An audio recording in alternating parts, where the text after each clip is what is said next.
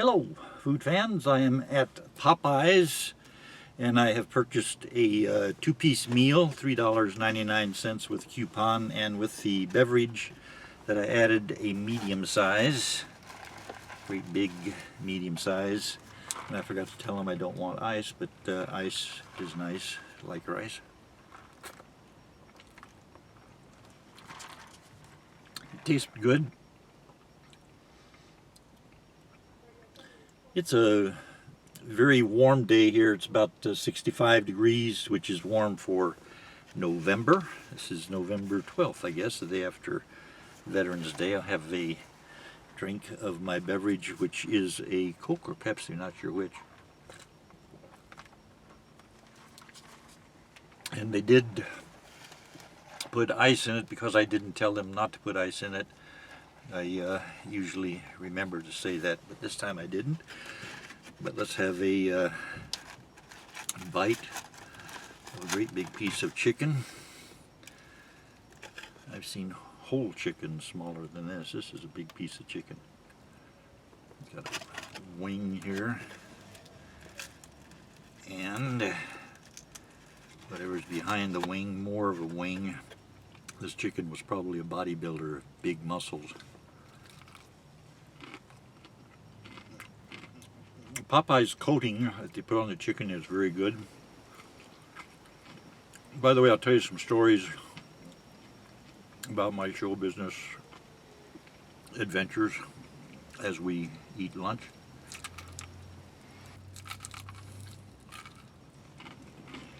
Begin with back in Las Vegas, 1970s, mid 1970s up till 1980 when I moved to California.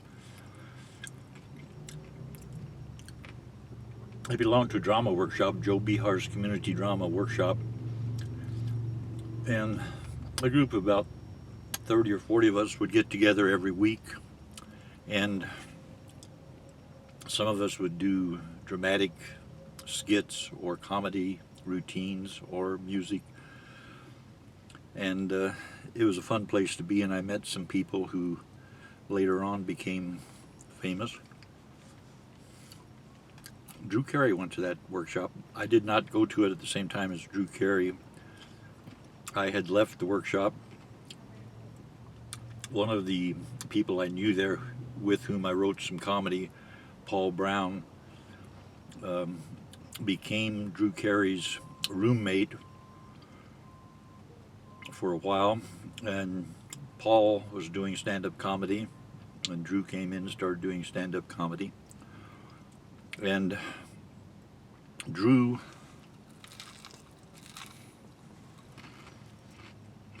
was obviously very good even before he was famous.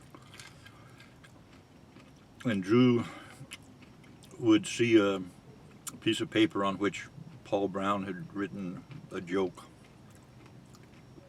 Paul would be wanting to remember it to use in his act, and Drew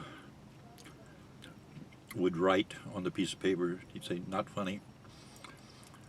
And Drew was an oddball. Now, like I say, I met him later.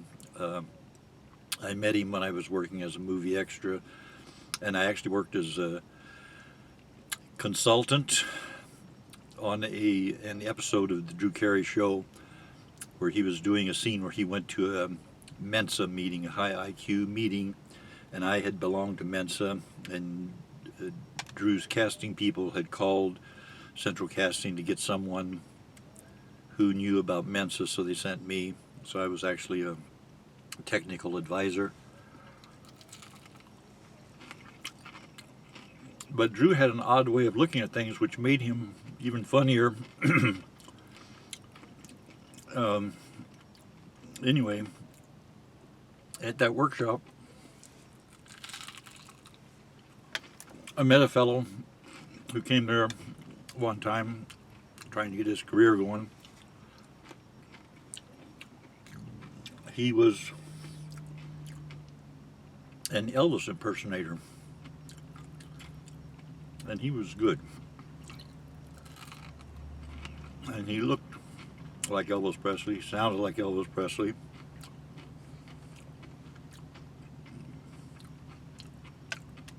Get my napkin here.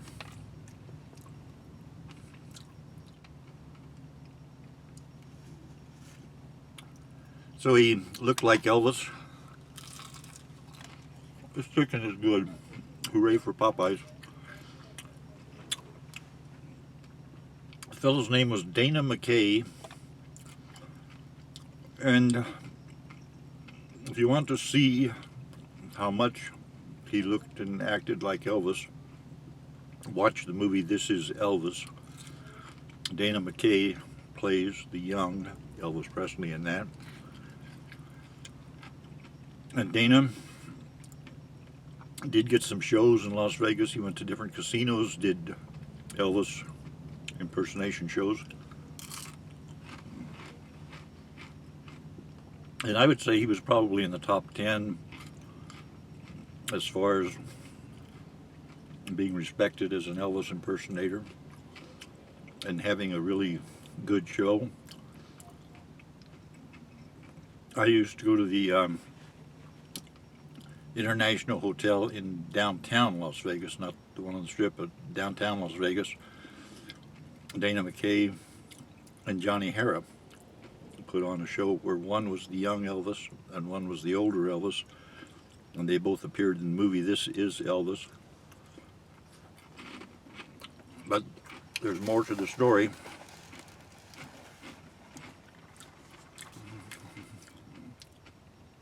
Dana McKay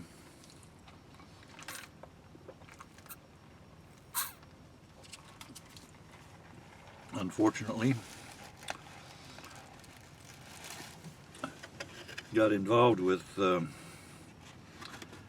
some people who were not too nice. Biscuit is good. Coleslaw. Get out of my cabbage every day. Dana McKay and his girlfriend, I think it was his girlfriend, I don't think he was married at the time.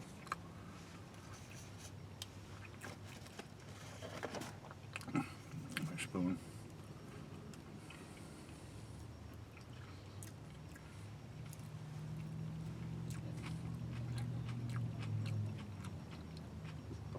This is good coleslaw. Kentucky Fried Chicken coleslaw I think tastes better, but this is good.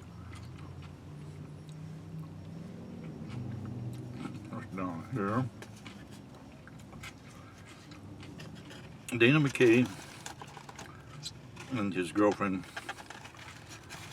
were murdered. And I don't think the crime was solved.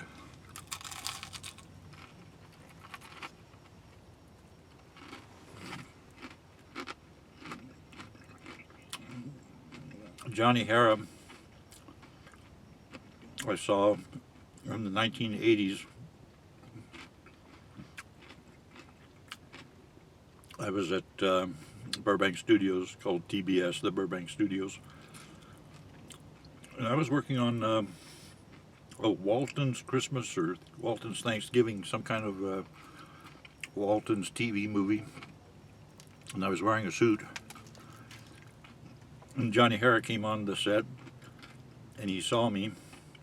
He had seen me do stand-up comedy in Las Vegas,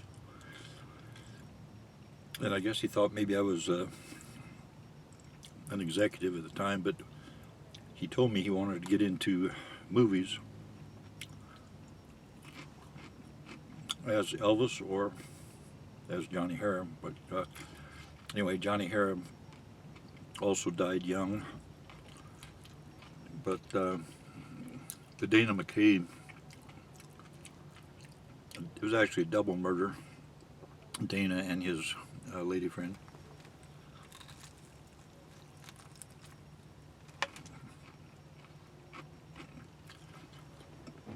Then a happier story. I was at the Palomino Club, North Hollywood, 6907 Lancashire Boulevard, North Hollywood, California.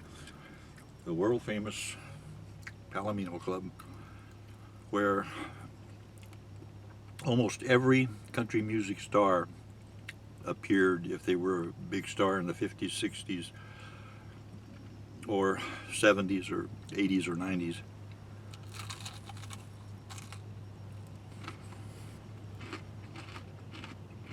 Mmm, chicken is good. So I was at the Palomino, June of 1985. I got up and did a song. I don't know which song I did, but it had a boogie beat intro, like the intro that I have on the song Mona Lisa. I used to do a lot of different songs with the same basic rhythm.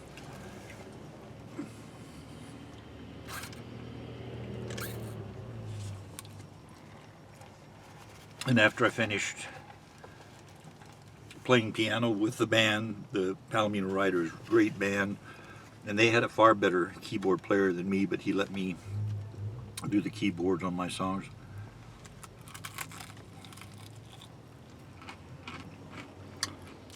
So I went back in the audience and sat down to watch the rest of the show, and a young man came up to me, came over to my table, and asked me if I would play piano for him when he got up. He was going to be on the show. Each person who was on the talent night show, open mic show, you'd sign up at a certain time, and then they tell you when you're going to be called up. And Billy Ray was going to be called up to play in a certain set with the band, but he wanted me to play piano. So I told him Skip Edwards was a far better piano player than I was, but he wanted me to play. So I asked Skip if it's all right if I play with this person, and Skip said sure.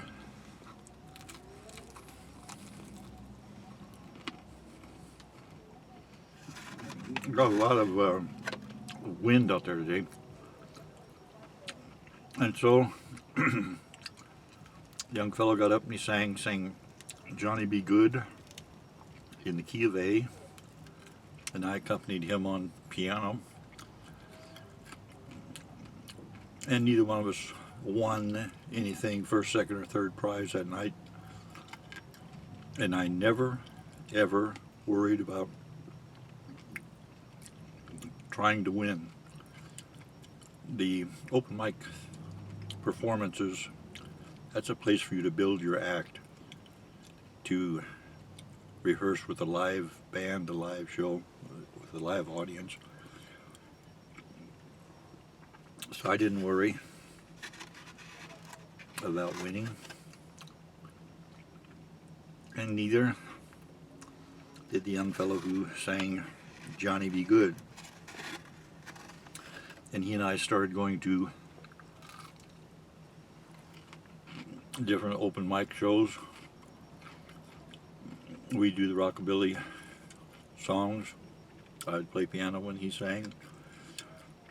And he was a very nice person. That was 1985.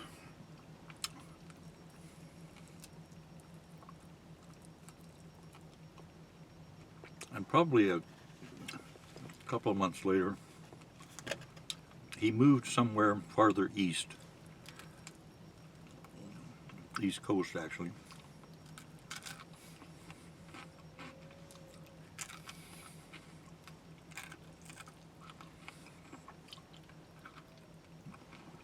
And I never heard of him again until 1992.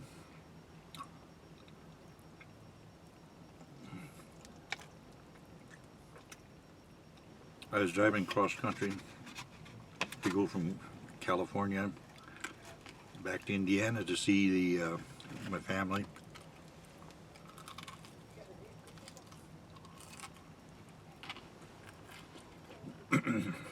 And heard a song playing on the radio. It was pretty nice. And when it finished playing, the DJ said something like, and that's the new release of Achy Breaky Heart by Billy Ray Cyrus. I said, Billy Ray Cyrus? I know who Billy Ray Cyrus is. He's the guy who sang Johnny B. Good in the Key of A. And his song went on to become a chart topper.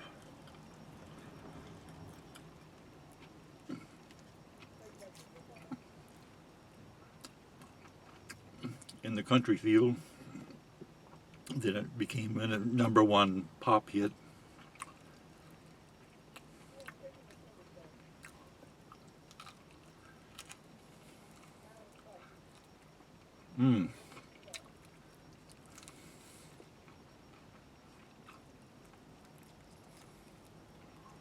This is a lot of chicken for a 2-piece meal. Lots and lots of stuff here. I'm still on piece #1 here. I never saw Billy Ray Cyrus after 1985.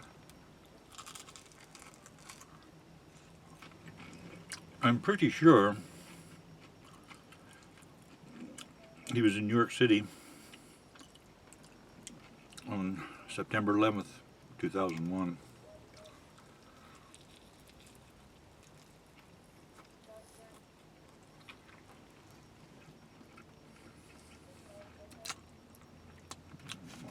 Napkin here. I think some of the footage that you see of 9/11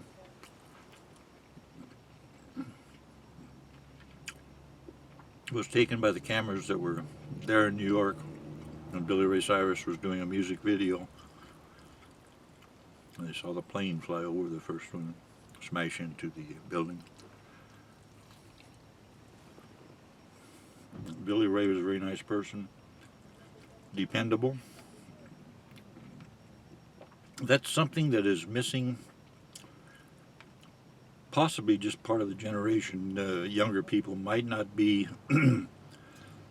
as intent on arriving on time. If someone says, I'll meet you at 10 o'clock, and they don't show up until 10:30.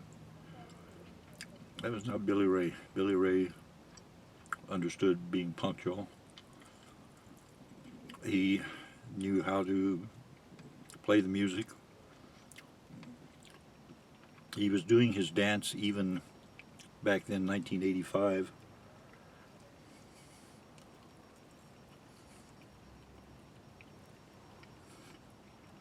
At the Palomino Club.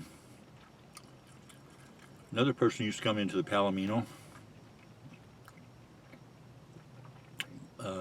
probably 4 or 5 times a year. He'd sit in with a band. James Burton, guitar player.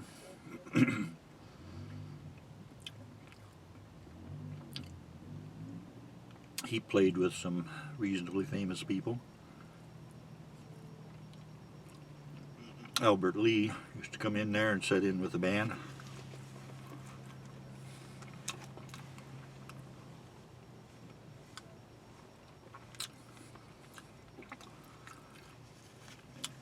I got to play with some wonderful musicians at the Palomino Club.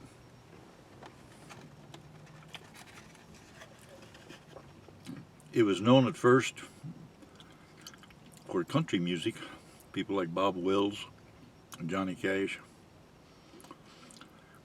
Later it became more rockabilly, where you had people who sounded like the 1950s, mid-1950s Sun Records crowd, Jerry Lee Lewis types of keyboard players and great guitar players and singers. Ronnie Mack used to have a barn dance there. It lasted for many years. Had some of the great up-and-coming rockabilly artists.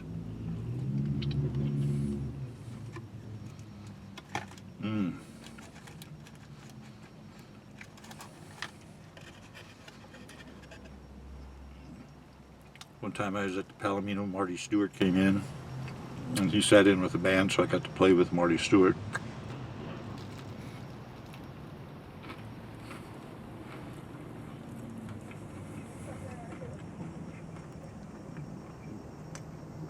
If you get into show business, if you decide that's the field you want to be in,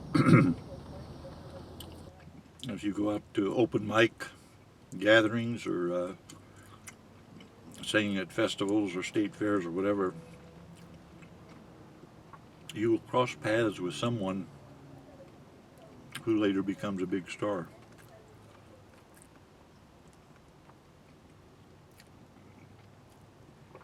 Be nice to everyone on your way up, because they're the same people you'll see on your way down.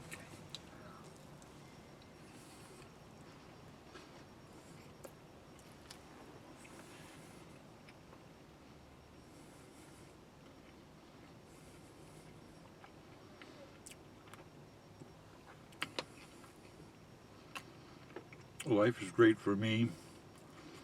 Thanks to all the new subscribers, by the way.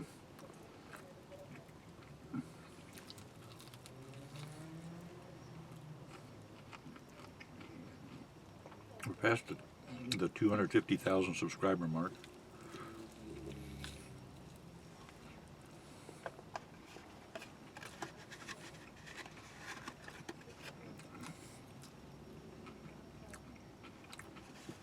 I've been with YouTube since 2006, April of 2006. So I guess next year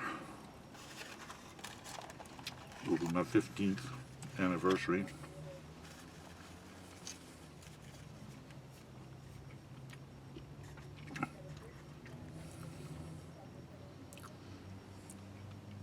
Coleslaw.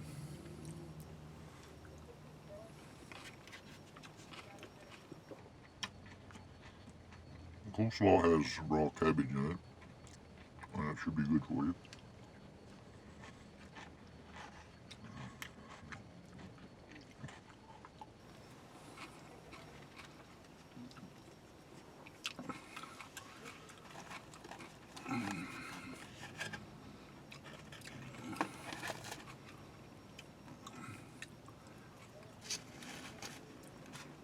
Thanks to everyone who asked for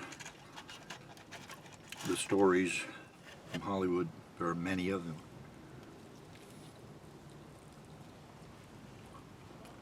I can tell you most of the people I met in show business are wonderful people. And they have great imagination. They're very talented.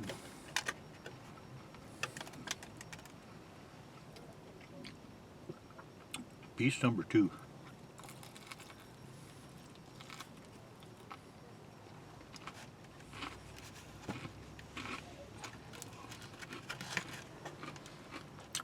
Popeyes gave me wonderful service.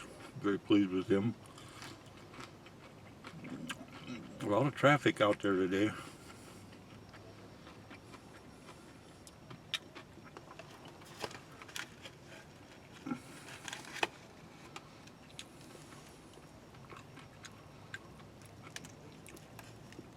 Joe Behar's workshop, drama workshop that I belong to,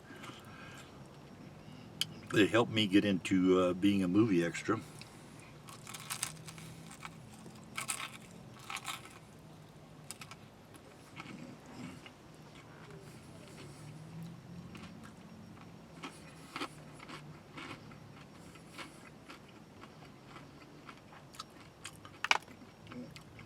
I've had a lot of help over the years from different people who see things through a weird prism the same way I do. And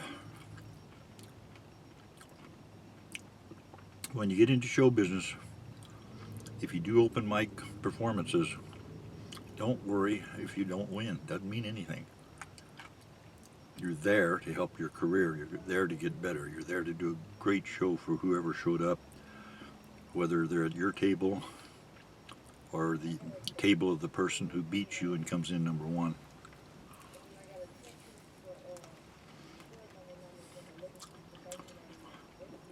Life is great. We should enjoy it.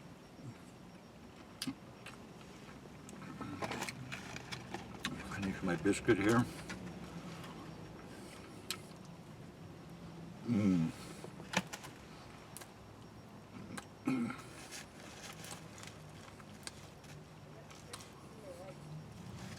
This is all good. This is all good. This is all good. This is all good. Thank you, Popeyes.